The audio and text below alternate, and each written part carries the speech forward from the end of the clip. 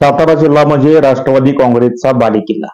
राष्ट्रवादीमध्ये उभी फूट पडल्यानंतर जिल्ह्यातील दिग्गज नेतेही दोन गटात विभागले गेले.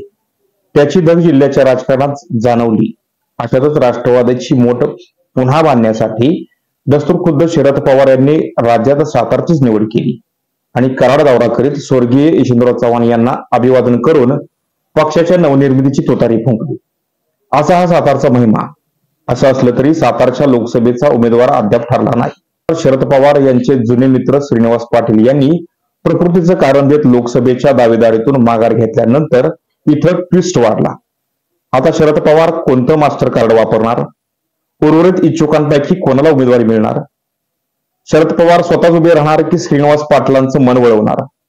आणि आपल्या राजकीय अनुभवाच्या जोरावर विरोधकांना नामोहरण करण्यासाठी काही धक्कातंत्र वापरणार का, याकडे राज्याचं लक्ष लागलं आहे.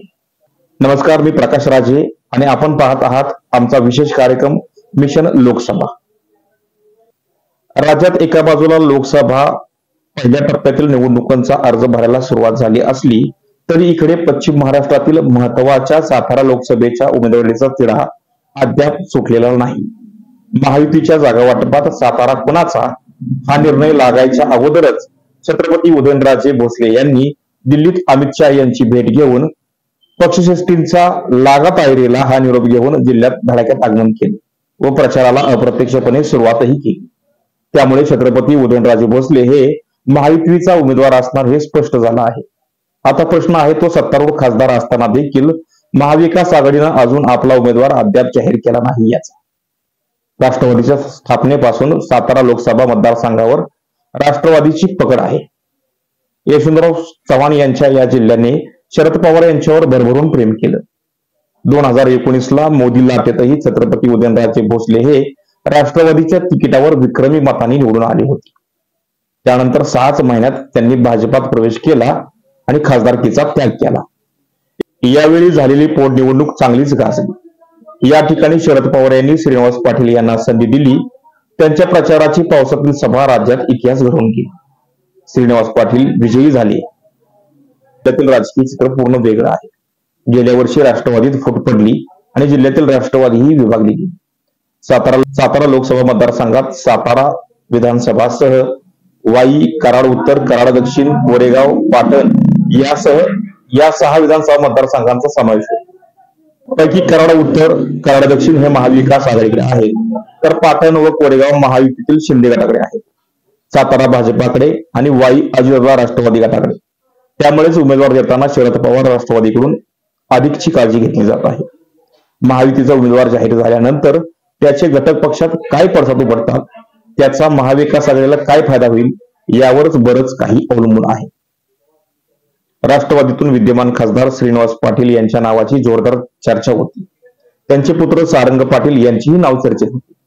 मात्र हेवीवेट कॅन्डिडेट म्हणून श्रीनिवास पाटील यांच्याकडेच पाहिलं जात होतं. याशिवाय जिल्ह्याचे पालकमंत्री पद भूषवलेले आमदार शशिकांत शिंदे व आमदार बाळासाहेब पाटील या 2 दिग्गजांचाही नावाची चर्चा झाली. पाटणचे माजी मंत्री विक्रमसिंह पाटणकर यांचे चिरंजीव सत्यजित पाटणकर आणि राष्ट्रवादी जिल्हाध्यक्ष सुनील माने यांनीही उमेदवारीची इच्छा व्यक्त केली. तर काही कार्यकर्त्यांनी खुद्द शरद पवार यांनीच साताऱ्यातून उभं राहावं असं गाऱ्हाण घातलं. त्यामुळे उमेदवारी कोणाला याची उत्सुकता शिगेला आहे. परवा शरद पवार यांनी साताऱ्यात येऊन बैठक घेतली. यावेळी खासदार श्रीनिवास पाटील यांनी प्रकृतीच्या कारणामुळे माघार घेतल्याचे, निवडणूक लढणार नसल्याचे खुद्द शरद पवार यांनी जाहीर केले. नवीन उमेदवार द्यावा लागेल याचं सुतोवाच त्यांनी या ठिकाणी केलं. यानंतर राष्ट्रवादी नेमकं कोणाला पुढे करणार याची चर्चा राज्यात. त्यातच लोकसभेचा अनुभव असलेले माजी मुख्यमंत्री पृथ्वीराज चव्हाण यांचे नाव पुढे आले. कराडला जयंत पाटील यांनी त्यांची भेटही घेतली. मात्र पृथ्वीराज बाबांनी पंजा सोडून इतर चिन्हावर लढण्यास ठाम नकारले. त्यामुळे त्यांच्या नावाच्या चर्चेला सध्या तरी विराम मिळाला आहे. जिल्हाध्यक्ष म्हणून व पक्षप्रमुख म्हणून विरोधकांना आक्रमकपणे सामोरे जाणारे शशिकांत शिंदे यांच्या नावाची सध्या जोरात चर्चा आहे. त्यांना उमेदवारी मिळाल्यास कोरेगाव सोबत सातारा आणि जावळीतही मताधिक्य मिळेल असा आशावाद आहे. कराड उत्तरचे आमदार बाळासाहेब पाटील यांच्याही नावाची जोड आहे. कराड भागातून लीड आल्यास विजय हमखास यामागे हे गणित मानलं जात आहे. शिवाय पाटणचे सत्यजित पाटणकर व जिल्हाध्यक्ष सुनील माने या युवा व नवा चेहरा पुढे करू शकतात अंदाज बांधला जात आहे. श्रीनिवास पाटील लढणार नाहीत ही गुगली टाकून पवार यांनी पक्षात कोण कोण काय भावना व्यक्त करते हे पाहिलं असेल असं बोललं जाते. त्यामुळे श्रीनिवास पाटील यांच्या नावावरती पुनर्विचार होऊ शकतो. तर महायुतीतही अजित पवार गट कोणती भूमिका घेतो यावर सर्वांच्या नजर आहेत. वाईचे आमदार मकरंद पाटील यांनी विधानसभा लक्षात घेऊन काही वेगळी पावलं उचलली तर त्यांचे बंधू नितीन पाटील हेही महाविकास आघाडीचे उमेदवार असू शकतील असं राजकीय जाणकार सांगत आहेत.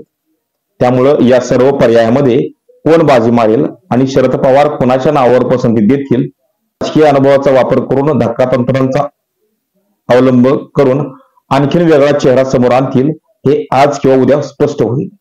आणि हो, तुम्हाला हा वृत्तांत आवडला असेल तर आमचा चॅनल लाईक व सबस्क्राईब नक्कीच करा. धन्यवाद.